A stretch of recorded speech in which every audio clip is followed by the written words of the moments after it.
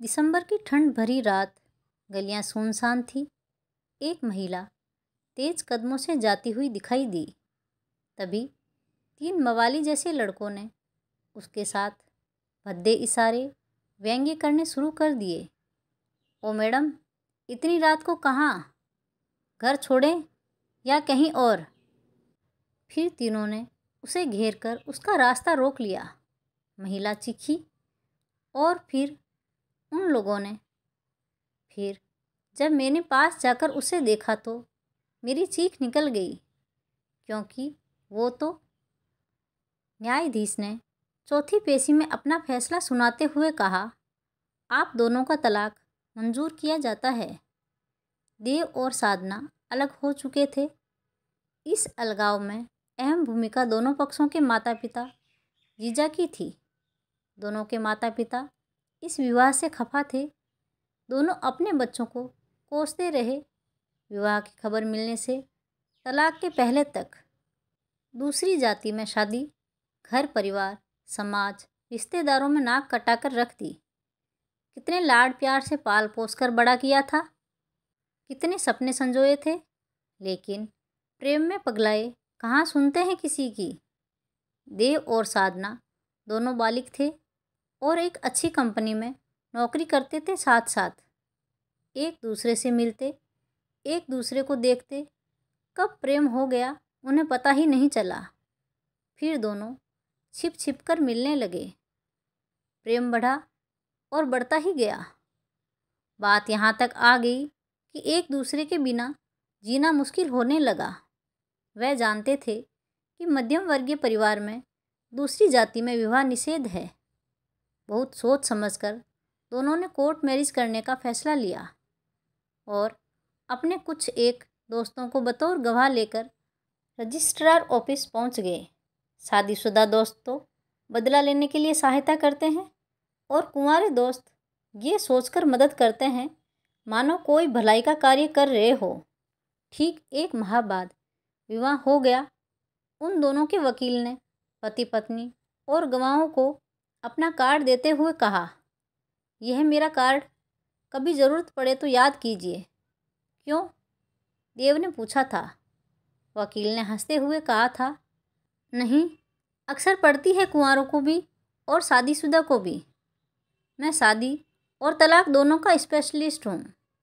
वकील की बात सुनकर खूब हंसे थे दोनों, लेकिन उन्हें क्या पता था कि वकील अनुभवी है। कुछ दिन हंसते गाते बीते। फिर शुरू हुई असली शादी, जिसमें एक दूसरे की जली कटी बातें सुननी पड़ती है, सहना पड़ता है, एक दूसरे की कमियों की अनदेखी करनी पड़ती है।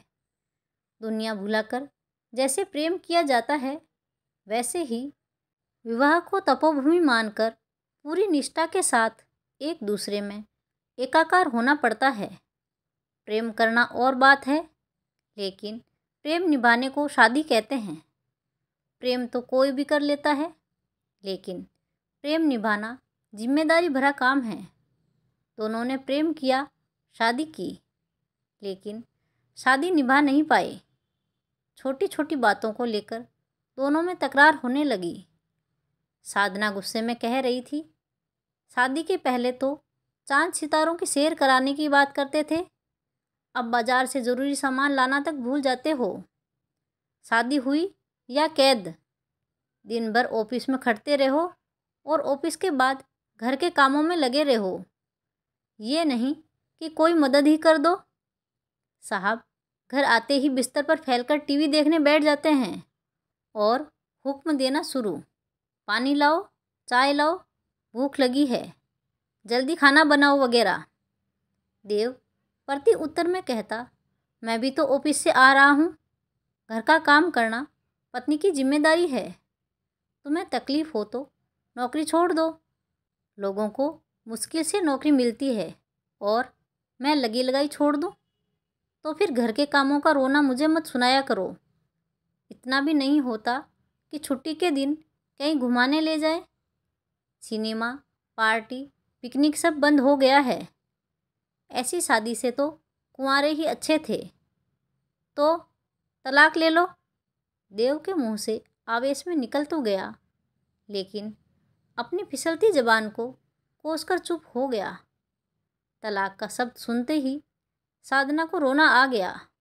अचानक से माँ का फ़ोन और अपनी रुलाई रोकने की कोशिश करते हुए बात करने से माँ भांप गई कि बेटी सुखी नहीं है। साधना की माँ दूसरे ही दिन बेटी के पास आ पहुँची। माँ के आने से साधना ने अवकाश ले लिया। देव काम पर चला गया। माँ ने कहा, मैं तुम्हारी माँ हूँ। फ़ोन पर आवाज़ से ही समझ गई थी। अपने हाथ से अपने पैर पर कुल्हाड़ी मारी है तुमने। अगर दुखी है तो अपने घर चल। अभी माता पिता जिंदा है तुम्हारे।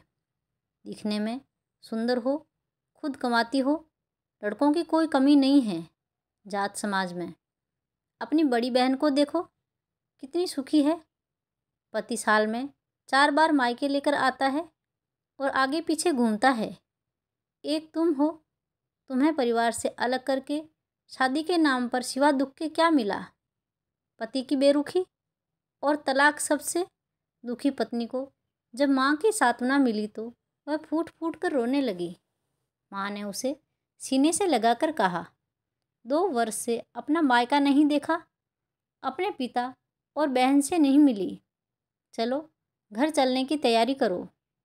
साधना ने कहा, माँ, लेकिन देव को बताए बिना कैसे आ सकती हूँ? शाम को जब मैं घर पर नहीं मिलूँगी तो वे क्या सोचेंगे? माँ ने गुस्से में कहा, जिस आदमी ने कभी तुम्हारी खुशी के बारे में नहीं सोचा, उसके बारे में अब भी इतना सोच रही हो? पत्नी हो, गुलाम नहीं। फ़ोन करके बता देना। साधना अपनी माँ के साथ मायके आ गई। शाम को जब देव ऑफिस से लौटा तो घर पर ताला लगा पाया। दूसरी चाबी उसके पास रहती थी। ताला खोलकर फ़ोन लगाया तो पता चला कि साधना अपने मायके से बोल रही है। देव ने गुस्से में कहा, तुम बिना बताए चली गई। तुमने बताना भी ज़रूरी नहीं समझा। माँ के कहने पर अचानक प्रोग्राम बन गया, साधना ने कहा। देव ने गुस्से में न जाने क्या क्या कह दिया। उसे खुद ही समझ नहीं आया कहते वक्त। बस क्रोध में बोलता गया, ठीक है वहीं रहना, अब यहाँ आने की ज़रूरत नहीं। मेरा तुम्हारा रिश्ता खत्म। आज से तुम मेरे लिए मर। उधर से रोते हुए साधना की आवाज़ आई, अपने मायके ही तो आई हूँ, वह भी माँ के साथ। उसमें तभी साधना की माँ ने उससे फ़ोन झपटते हुए कहा, बहुत रुला लिया मेरी लड़की को।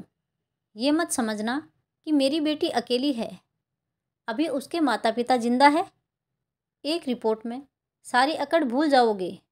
देव ने गुस्से में फ़ोन पटक दिया और उदास होकर सोचने लगा, जिस लड़की के प्यार में अपने माता पिता, भाई बहन, समाज, रिश्तेदार सब छोड़ दिए, आज वही मुझे बिना बताए चली गई। उस पर उसकी माँ कोर्ट कचहरी की धमकी दे रही है। अगर उसका परिवार है तो मैं भी तो कोई अकेला नहीं हूँ।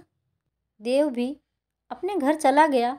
उसके परिवार के लोगों ने भी यही कहा, तुमने गैर जात की लड़की से शादी करके जीवन की सबसे बड़ी भूल की है। तलाक लो, फुर्सत पाओ। हम समाज की किसी अच्छी लड़की से शादी करवा देंगे। शादी 2 परिवारों का मिलन है। जो गलती हो गई उसे भूल जाओ। अभी तुम्हारी उम्र ही क्या है। अच्छे दिखते हो, अच्छी कमाई है, अभी भी कुछ नहीं बिगड़ा। सुबह का भूला शाम को घर आ जाए तो उसे भूला नहीं कहते।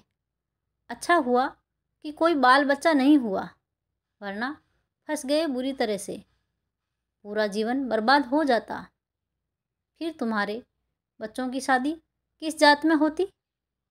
प्रेम तभी सार्थक है जब वह निभ जाए। यदि बीच में टूट जाए तो उसे अपने पराये सब गलती कहते हैं। यदि यही शादी जाति में होती तो माता पिता समझा बुझाकर बच्चों को सलाह देते। विवाह कोई मजाक नहीं है, थोड़ा बहुत सुनना पड़ता है। स्त्री का धर्म है कि जहाँ से डोली उठी वहीं से जनाजा। फिर दामाद जी से समायाचना की जाती है। बहू को भी प्रेम से समझा बुझाकर लाने की सलाह दी जाती है। लेकिन माता पिता की मर्जी के विरुद्ध अंतर्जातीय विवाह हो तो जैसे दोनों पक्षों के परिवार वाले इस प्रयास में ही रहते हैं, यह शादी नहीं थी, धोखा था। लड़के लड़की को बहला फुसलाकर प्रेम जाल में फंसा लिया गया था। उनकी बेटा बेटी तो सीधा साधा था। अब तलाक ही एकमात्र विकल्प है। ये शादी टूट जाए तो भी सबका भला है। ऐसे में जीजा नाम के प्राणी को घर का सम्मानित व्यक्ति समझकर सलाह ली जाती है और जीजा वही कहता है जो सास ससुर समाज कहता है। इस गठबंधन के बंध तोड़ने का काम जीजा को आगे बढ़ाकर कर लिया जाता है। जब देव साधना से और साधना देव से बात करना चाहते तो दोनों तरफ से माता पिता फ़ोन उठाकर खरी खोटी सुनाकर तलाक की बात पर अड़ जाते और बच्चों के कान में उल्टे सीधे मंत्र फूंककर एक दूसरे के खिलाफ घृणा भरते। तलाक की पहली पेशी में भी पति पत्नी आपस में बात नहीं कर पाए। इस उद्देश्य से घर से समझा बुझाकर लाया गया था कोर्ट में और साथ में माता पिता जीजा हर दम बने रहते कि कहीं कोई बात न हो जाए। इस बीच साधना ऑफिस नहीं गई। उसने भोपाल तबादला करवा लिया, या कहे करवा दिया गया।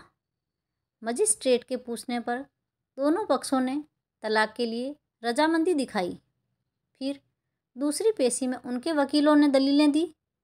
तीसरी पेशी में पत्नी और पति को साथ में थोड़े समय के लिए छोड़ा गया। कुछ झिझक, कुछ गुस्सा, कुछ दबाव के चलते कोई निर्णय नहीं हो पाया। चौथी पेशी में तलाक मंजूर कर दिया गया। इस बीच 3 वर्ष गुजर गए। जिस जोर शोर से परिवार के लोगों ने दोनों का तलाक करवाया था, उसी तरह विवाह की कोशिश भी की, लेकिन जो उत्तर उन्हें मिलते उन उत्तरों से खींचकर वह अपने बच्चों को ही दोषी ठहराते। तलाकशुदा से कौन शादी करेगा? 30 साल बड़ा 2 बच्चों का पिता चलेगा जो विदुर है। घर से भागकर पराई जात की लड़की से शादी, फिर तलाक। एक व्यक्ति है तो लेकिन अपाहिज है, एक और है लेकिन सजायाफ्ता है लड़की से ज़बरदस्ती करने के केस में। माँ ने गुस्से में कह दिया, बेटी तुम भागकर शादी करने की गलती न करती तो मजाल थी ऐसे रिश्ते लाने वालों की। समाज माफ़ नहीं करता। फिर माँ ने समझाते हुए कहा, ऐसी बहुत सी लड़कियां हैं जो बिना शादी के ही परिवार की देखरेख में जीवन गुजार देती है।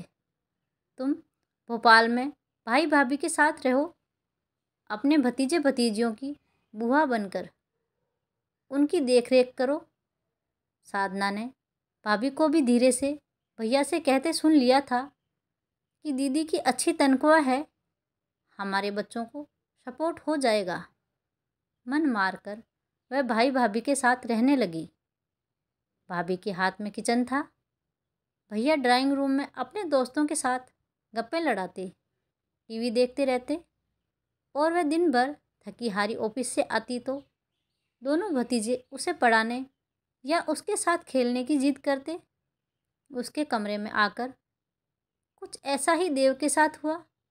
तलाक के बाद शादी की जहाँ भी बात चलती तो लड़का तलाकशुदा है, कोई गरीब ही अपनी लड़की मजबूरी में दे सकता है, कौन जाने कोई बच्चा भी हो। फिर तलाक की गई लड़की की उम्र बहुत कम होती या उसे बिल्कुल पसंद न आती। पिता गुस्से में कहते, दामन पर दाग लगा है, फिर भी पसंद नापसंद बता रहे हो। फिर भी तुम्हारे जीवन को सुखी बनाने के लिए कर रहे हैं तो 10 कमियां निकाल रहे हैं जनाब। पढ़ी लिखी नहीं है, बहुत कम उम्र की है, दिखने में ठीक ठाक नहीं है। परिवार के व्यंग्य से तंग आकर देव ने कई बार तबादला कराने की सोची, लेकिन सफलता नहीं मिली। इन 3 वर्षों में वह सब सुनता रहा और एक दिन उसे प्रमोशन मिल गया और उसका तबादला भोपाल हो गया। उसे मंगलवार तक ऑफिस ज्वाइन करना था। रविवार को उसने कंपनी से मिले नौकर की मदद से कंपनी के क्वार्टर में सारी सामग्री जुटा ली। सोमवार को उसने बाकी छोटा मोटा घरेलू उपयोग का सामान लिया और मन बहलाने के लिए 6 बजे के शो का टिकट लेकर पिक्चर देखने चला गया।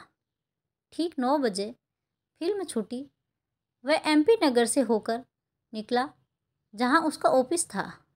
सोचा ऑफिस देख लूं ताकि कल आने में आसानी हो। MP नगर से ऑफिस पर नज़र डालते हुए वह अंदर की गलियों से मुख्य रोड पर पहुंचने का रास्ता तलाश रहा था। दिसंबर की ठंड भरी रात, गलियां सुनसान थी। उसे अपने से थोड़ी दूर एक महिला आगे की ओर तेज कदमों से जाती हुई दिखाई पड़ी। देव को लगा शायद यह किसी दफ्तर से काम करके मुख्य रोड पर जा रही हो, जहाँ से ऑटो, टैक्सी या सिटी बस मिलती है। वह उसके पीछे हो लिया। तभी उस महिला के पीछे 3 मवाली जैसे लड़कों ने चलकर भद्दे इशारे व्यंग्य करने शुरू कर दिए। ओ मैडम, इतनी रात को कहाँ? घर छोड़े या कहीं और? फिर तीनों ने उसे घेरकर उसका रास्ता रोक लिया। महिला चीखी। देव तब तक और नज़दीक आ चुका था। एक मवाली ने उसे थप्पड़ मारकर चुप रहने को कहा। महिला फिर चीखी। उसे चीख जानी पहचानी लगी। उसके दिल में कुछ हुआ। पास आया तो वह उस महिला को देखकर आश्चर्य में पड़ गया। यह तो साधना है। वह चीखा। क्या हो रहा है? शर्म नहीं आती? एक मवाली हंसकर बोला, लो, हीरो भी आ गया। उसने चाकू निकाल लिया। साधना भी देव को पहचान कर उन बदमाशों से छूटकर दौड़कर देव से लिपट गई। वह डर के मारे कांप रही थी। देव उसे तसल्ली दे रहा था, कुछ नहीं होगा, मैं हूं ना। इससे पहले मवाली आगे बढ़ता तभी पुलिस की एक जीप रुकी, सायरन के साथ। पुलिस ने तीनों को घेर लिया। पुलिस अधिकारी ने पूछा, आप लोग इतनी रात यहाँ कैसे? जी, ऑफिस में लेट हो गई थी। और आप? मैं भी इसी ऑफिस में हूँ, थोड़ा आगे पीछे हो गए थे। साधना जिस तरह देव के साथ सिमटी थी, उसे देखकर पुलिस अधिकारी ने कहा, आप पति पत्नी को साथ साथ चलना चाहिए।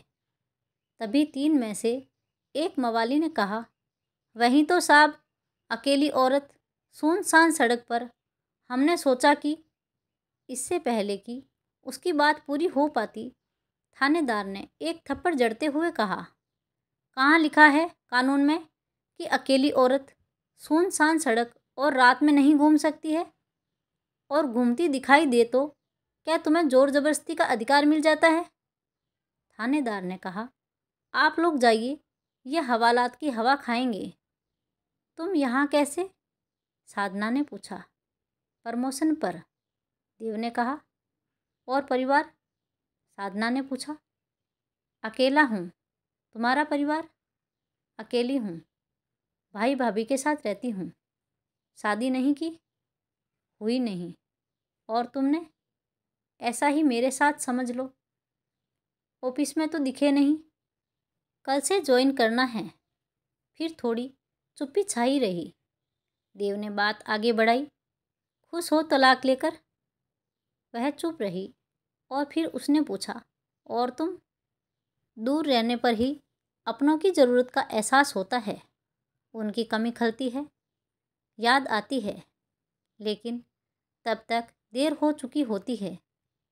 क्यों? क्या हम दोनों में से कोई मर गया है जो देर हो चुकी है? साधना ने देव के मुंह पर हाथ रखते हुए कहा, मरे तुम्हारे दुश्मन। दोनों ने पास के एक शानदार रेस्टोरेंट में खाना खाया। घर चलोगी मेरे साथ? कंपनी का क्वार्टर है। अब हम पति पत्नी नहीं रहे कानून की दृष्टि में। और दिल की नज़र में? क्या कहता है तुम्हारा दिल? शादी करोगे फिर से?